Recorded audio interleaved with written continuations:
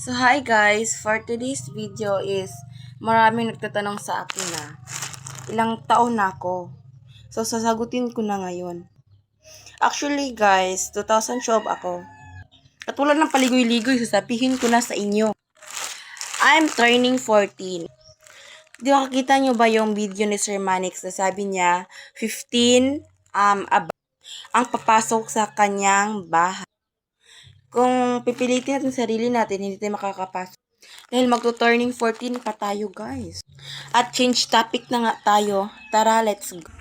At mag-unboxing pala tayo ng parcel. Kung gusto niyo ang quality niya, guys, ilalagay ko sa yellow basket. Actually, guys, ito siya, guys. Hulaan nyo. Wala nang pahula-hula, guys. Tara, open na natin. Tara. At before pa natin mag-unboxing, guys, maraming nagtatanong din sa akin na papasok ba ako sa bahay na Sir Manlix. At yun nga ay sasagutin ko na ngayon. Mag-open tayo ng parcel, then isasabi ko sa inyo lahat. So actually guys, kung papasok ako sa sa bahay ni Sir Manlix, hindi pa pwede. Dahil magto-turning 14 pa tayo guys, pero 15 siya above. Ano siya guys? I think mga 25 ata ang kinakailangan na age para makapasok sa ni Sir Manix. So guys, na-open na nga natin ang parcel. Change topic tayo. So actually guys, ito na siya guys. Ang Shopee ngayon guys is colored red na ang kanilang parcel. Before ang bantot. So, ito na nga guys. Kuha na natin ang parcel. So, let's open this. So, simulan na natin pag-open nito guys. At syempre guys, hindi na muna tayo ng topic kang bahay ng Sir Manix dahil tatanungin ko kayo guys. Sino bang pinaka-idol nyo sa Manix House? Actually guys, ang ino-order ko ay dapat kayo una makakita. Ito siya po. Kada lang. UA nyo be. So, selling fun. At syempre, i-vlog pa rin natin to guys dahil ipopost ko to sa Shopee ko na legit ang kanilang mga products. So, ito na nga guys, nakukuha na nga natin siya. At una kong ginawa guys is ang kanyang mga So, 4 lang siya guys. Mura lang to guys. 107 pero 4 lang siya.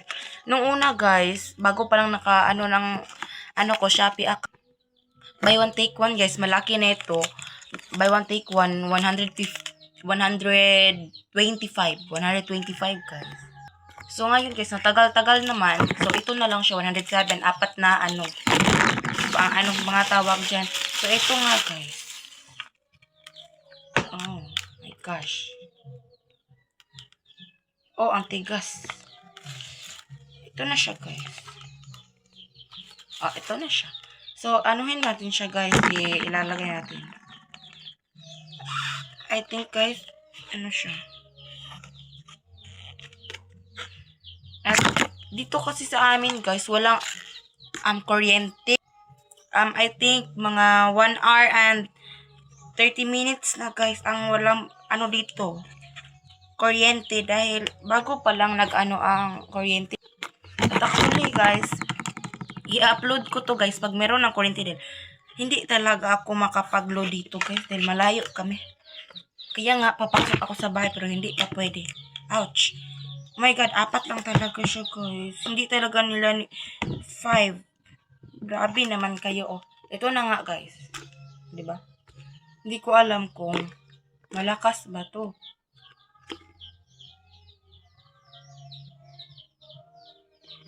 So, ito na nga guys, pag finish.